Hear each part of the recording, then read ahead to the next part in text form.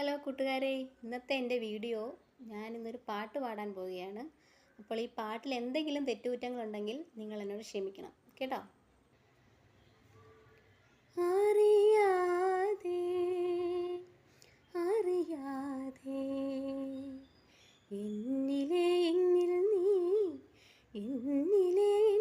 നീ കവിതയായി വന്നു തുളുമ്പി അനുഭൂതി ധന്യമാം ശാദ്വലഭൂ